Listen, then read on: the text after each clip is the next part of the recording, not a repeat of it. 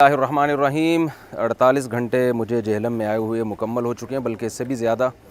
اور میں نے 48 گھنٹے پہلے یہ ریکارڈ کروایا تھا کہ میں اسپیشل کراچی سے جہلم آیا ہوں. اور آپ کو پتہ ہے جہلم کراچی سے 20-22 گھنٹے کا سفر ہے، کافی دور ہے جہلم. اور میرا مقصد صرف اور صرف انجینئر صاحب سے ایک محبت کے ساتھ ایک اچھے ماحول میں بات چیت کرنا تھا. کتابوں کا پورا بورا لے کر آیا تھا میں، تاکہ ہم اتنے عرصے سے جو یوٹیوب پہ جو ایک بحث مباحثہ چل رہا ہے وہ ختم ہو، محبت سے آپس میں بات چیت ہو. اور اس پہ میں نے یہ کہا تھا کہ بھئی آپ ایک یوٹیوب پہ ویڈیو اپلوڈ کر دیں. تو عجیب عجیب باتیں کی جا رہی ہیں کہ بغیر بتائے آ گئے. بھئی میں جہلم میں بغیر بتایا ہوں، آپ کے گھر تو بغیر بتائے نہیں آیا تھا نا. میں آپ کے گھر تو میں بتا کے آ رہا تھا. آپ کو 2 دنوں کا میں نے ٹائم دیا. 2 دن میں آپ کا کوئی بھی نمائندہ رابطہ کر لیتا، جو یوٹیوب پہ آپ اس کا نمبر اپلوڈ کر دیتے، رابطہ کر لیتا، آپس میں ہم بیٹھ کے جو ہے کچھ شرطیں طے کر لیتے. اور یہ شرطیں اسی وجہ سے رکھی جا رہی تھی تاکہ کوئی نزاع نہ ہو، ماحول خراب نہ ہو. اور یہ کوئی مناظرہ نہیں تھا. لیکن بہت افسوس سے کہنا پڑتا ہے کہ اتنی زیادہ غیر ذمہ داری کا ثبوت دیا جس کی ہمیں توقع نہیں تھی. افواہیں پھیلائی گئیں، پولیس پکڑ رہی ہے، پولیس تلاش کر رہی ہے. جو ہمارے نمائندے تھے مولانا مصعب صاحب، ان کا نمبر میں نے یوٹیوب پہ دیا تھا، کوئی پولیس نہیں پکڑ رہی ان کو. ابھی بھی ان کا نمبر میرا خیال ہے کھلا ہوا ہوگا، ساری دنیا رابطہ کر رہی ہے ان سے. میں نے اپنے نمبر جو بند کیا اس کی وجہ تھی کہ سینکڑوں کالیں میرے پاس آنا شروع ہو گئی تھیں. تو ان کا نمبر دینے کا مقصد یہ تھا کہ تاکہ مجھ سے لوگ براہ راست رابطہ نہ کریں.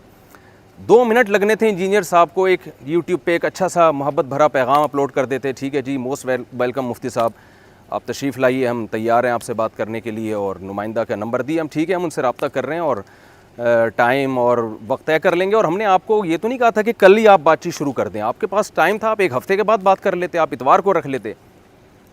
لیکن جو ہوا دنیا کے سامنے آپ کا تکبر اللہ نے خاک میں ملا دیا ہے. اور یہ اللہ کی عادت ہے.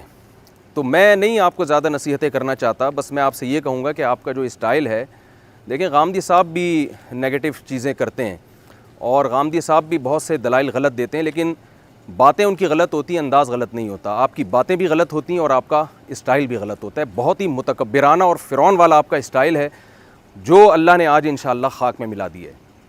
تو اب آپ یہ دعوے کہ میں بابی اور میں علمی اور میں کتابی اور میں بابوں کو نہیں مانتا، اور یہ ہر وقت جو نیگیٹیوٹی آپ پھیلا رہے ہیں، میں امید کرتا ہوں شاید وہ آپ اب چھوڑ دیں. اور میں اب یہاں سے جا رہا ہوں. اور کسی نے بڑی ایک مزاحیہ سی پوسٹ میرے بارے میں چلائی تھی کہ انجینئر صاحب کو خطاب کر کے کہ انجینئر صاحب، مفتی صاحب ایسا نہ ہو کہ 4تھی شادی جہلم میں کریں اور پھر بار بار مفتی صاحب کا آنا ہو. تو میں انجینئر صاحب کی تسلی کے لیے کہہ رہا ہوں کہ آپ نے بالکل بھی گھبرانا نہیں ہے. میں اب دوبارہ اگر جہلم آؤں گا تو آپ بالکل اس غم میں نہ رہیں کہ میں آپ سے بات چیت کے لیے یا بحث کے لیے آؤں گا. میرے یہاں اصلاحی بیان ہوں گے، اس کے لیے آؤں گا. بہت سارے دوست ہیں جنہوں نے ملنے کی خواہش ظاہر کی ہے، تو اس سلسلے میں آؤں گا.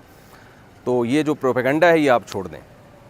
حضرت معاویہ رضی اللہ تعالیٰ عنہ سے محبت ہمارے ایمان کا حصہ ہے. تمام صحابہ سے محبت. آپ نے جو صحابہ کرام کے خلاف ایک پروپیگنڈا کیا ہوا ہے اور المہند المفند کے بارے میں جو پروپیگنڈا کیا ہوا ہے، ان سب پہ بات ہوتی ہے. اور آپ نے بڑی عقلمندی کا مظاہرہ کیا اپنے آپ کے خیال کے مطابق کہ آپ بیٹھے نہیں، کیونکہ آپ کو پتہ تھا کہ جو ذلت آپ کی اس وقت ہوئی ہے، اگر آپ بیٹھ جاتے تو اس سے زیادہ آپ نے رسوا ہونا تھا. تو مجھے آپ کی کوئی رسوائی سے خوشی نہیں ہو رہی ہے، لیکن یہ رسوائی دنیا کی ہے. اگر آپ نے توبہ نہیں کی تو آخرت کی رسوائی اس سے بڑھ کر ہے. اللہ تعالیٰ ہمارے دل میں صحابہ کرام، جن میں حضرت معاویہ رضی اللہ تعالیٰ عنہ اور حضرت ابو سفیان رضی اللہ تعالیٰ عنہ، جن کے خلاف آپ پروپیگنڈا کرتے رہتے ہیں، اللہ تعالیٰ ان صحابہ سے، ہمیں تمام اہل بیت سے، تمام صحابہ سے اور ان صحابہ سے بھی اللہ ہمیں محبت نصیب کرے. اور انہی الفاظ کے ساتھ میں اپنی بات کو ختم کرتا ہوں. وما علینا الا البلاغ.